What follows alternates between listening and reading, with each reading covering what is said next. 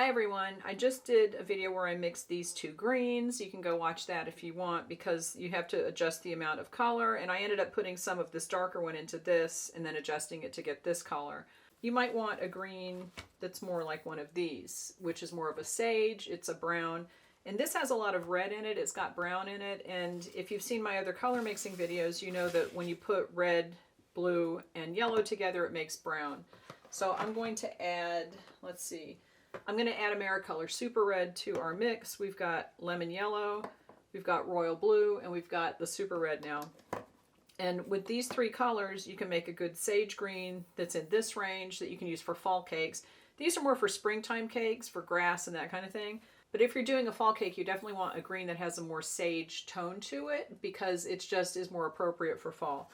And I'm actually going to start with this one because it's a little bit lighter.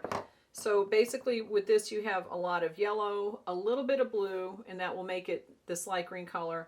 But you can just use any green color that you want. I'm going to actually make this darker by adding some more blue to it. And I'm not even going to measure this. I'm just going to put one drop in here.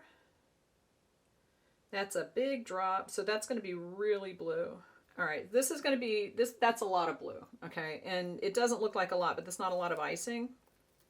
And that's going to make this pretty darn dark. And I might actually have to add some yellow to it because that's going to, yeah, see, this is really kind of a teal now. When you have the blue and you just add a little bit of yellow, it's going to make it very teal. That is a pretty color, but it's definitely not what I'm going for. And I'm going to make sure I'm scraping it because you can see that there's little bits of the lighter in there, and I don't want that to get mixed up. Make sure everything is mixed in well so that it doesn't put streaks of color on your cake. If you're icing a cake or you're piping it, that's not going to be good if it comes out in streaks. That's actually pretty dark, so I think I might try to skip adding the yellow. When you have all three colors put together, it does make brown.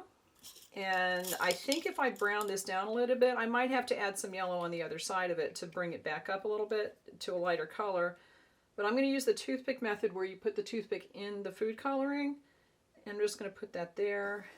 And I do that because I can control the color better. And I also, I don't trust the red because red is a very strong color. I'm going to put the cat back on there because if I knock it over, it's going to be a mess. Okay, so there's just a little bit of red in there. It's not very much, but it will definitely blue, or it'll take this down to more of a brown. Because like we said, red, yellow, and blue together make brown. And I can just keep adding red to this until I get it to a kind of browned down green. And I might have to add some more yellow. We'll wait to see what happens with this. This is going to make probably a nice kind of pine green. I can see that it's changing the color. Oh, I always forget to take a sample of it. I'll take a sample of this one because I want to be able to see how the color is progressing.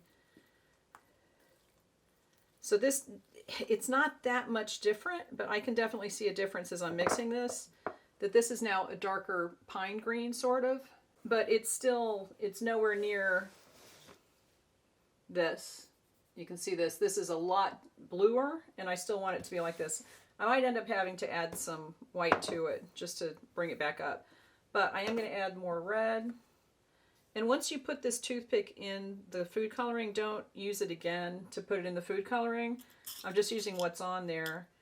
I am going to put a little bit more in there though, because I think I can handle, there's so much blue in that, it can handle more red. So I'm going to do this. There's so much blue in here though that I'm just going to go for it and add all the red in. And now this is really going to red it down, and it's going to make it much more brown to bring it to more of these colors.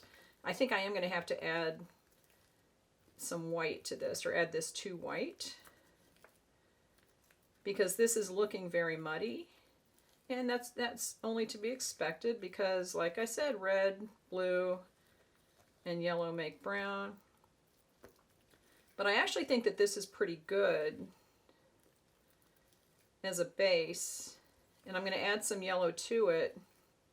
Now if you're looking at this thinking, ah, that doesn't look like anything, that looks disgusting, it kind of does. That's all right. And again, I forgot to take the sample. Okay, I'm gonna put some of this on there. We've got the, I'll just stack that up there. I think I need to put, if I'm looking at this, this isn't anywhere near these. This is too blue still. I need to put yellow in this, and then I'm probably going to have to add some white to make it lighter. But I can tell that this is going to be a good base. So let me do, I'm going to actually put a full drop of yellow in here. This might be the kind of thing you just have to experiment with, because you never know what's going to happen. I can probably actually put, oh, let's see how that's changing. I can probably put more yellow in there also, is what I was going to say. But as soon as I said that, it's starting to look green. Now that's actually a good dark, like a pine green. That's actually a good color. And I don't know if you, yeah, you can see that. That is a good pine green. If I'm comparing it to these, it's actually pretty close to this darkest one. So I would be good. Now, if I wanted to make it lighter, what you can just do is take some of this and add it to the white. I'm going to put some white in this, and then just add a little bit of this darker. But this is a good green color for pine needles, dark leaves, that kind of thing. I don't want to add too much to it. I'm just going to scrape just a small amount, just a little bit. And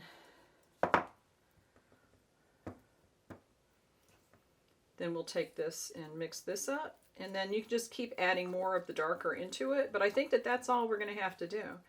Make sure that you're really scraping the bowl. And see, all these lighter colors are still on this little dish, so I'll scrape those in. That's not going to hurt it too much. But now we have a really nice light sage green. That's very nice. Okay, and that's a very soft sage green. If you want to do like a fall baby shower cake or something like that, this is a good gender neutral color. It's definitely in the range that we're looking for. It's kind of, you know, it's somewhere around here, but a little lighter. So you could add a little bit more, or you could just stick with this. I will add a little bit more, just for fun. I'll add about as much as I did to begin with. And we'll see this. And one thing I mentioned in my last video where I was mixing the original green is that if you have a color that you might run out of, like if you're using a lot of it, it's a good idea to do the darker color and then mix it into the white and just have this sitting there in case you need to mix more icing, because it's a lot easier to match colors if you're mixing, if you run out and you need to mix more.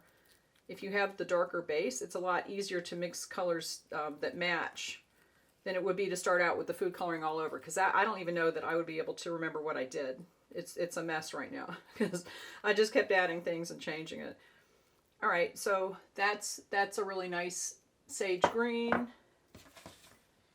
It's much closer to these two. I'm trying to hold these here. It's much closer to these two. This would definitely work for fall cakes, but if you wanted a lighter tone, if you're not looking for the real deep sage, this would work. So that's basically how you do it. And if you want to leave me questions, I'd be glad to answer them. If you have other colors you want me to mix, post them, give this video a thumbs up, and I will talk to you later.